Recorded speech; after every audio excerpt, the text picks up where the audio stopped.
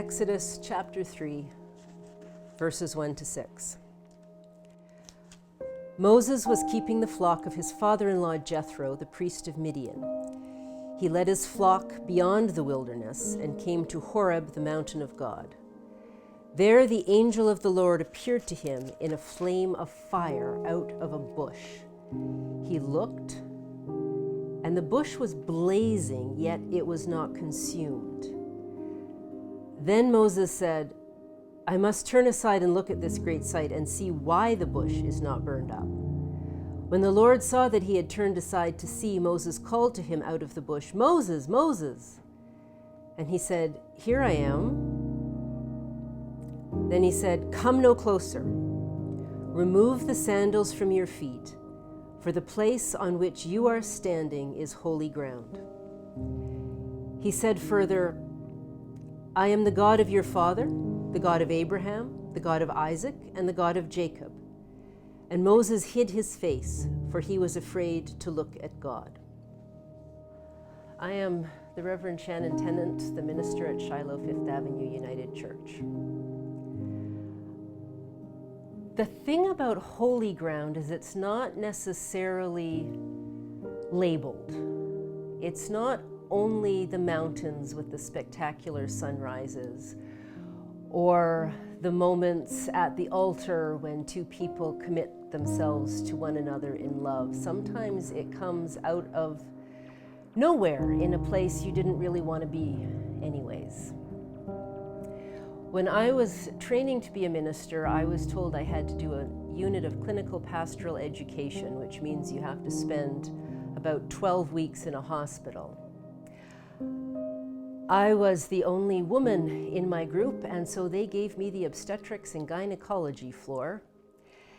And nobody who has just had a baby ever wants somebody to come into their room and say, "Hi, I'm Shannon. I'm the chaplain intern." Whenever I did that, I could see a cautious but panicky look come into the eyes of the young couple who were cradling a newborn child as they wondered why anybody would send a chaplain in. But as part of this learning process, we got to spend weekends on call from time to time, which meant you carried a pager with you everywhere. And if it went off, you phoned in and they told you where they wanted you to show up. And one time I called in because my pager had gone off while I was at brunch and was told to come to emergency. And what had happened was a very tragic car crash in which the two passengers were killed, but the driver was pretty much untouched. A few scrapes. They didn't have anywhere to put her except the small rooms in emergency, and they didn't want to leave her alone because she had been through a terrible ordeal. But the person coming to get her was a few hours away, and so they wanted me to sit with her. There is absolutely nothing useful you can say to somebody who's just been through that, who is coming to grips with a whole new reality. So I sat with her and I answered her shocked questions with no really useful information. I listened to her, and every time she said, "How do I do this? How do I go on from here?"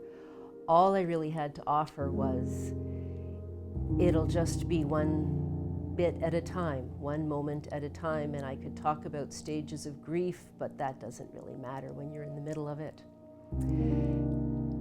And eventually the person came who could drive her home, and off she went, and off I went, and I realized that in that very small room with no sunlight,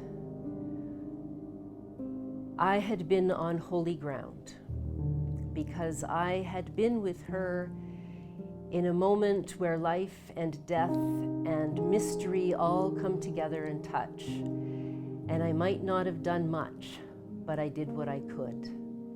And God had been all over it as well. Will you pray with me? Holy God,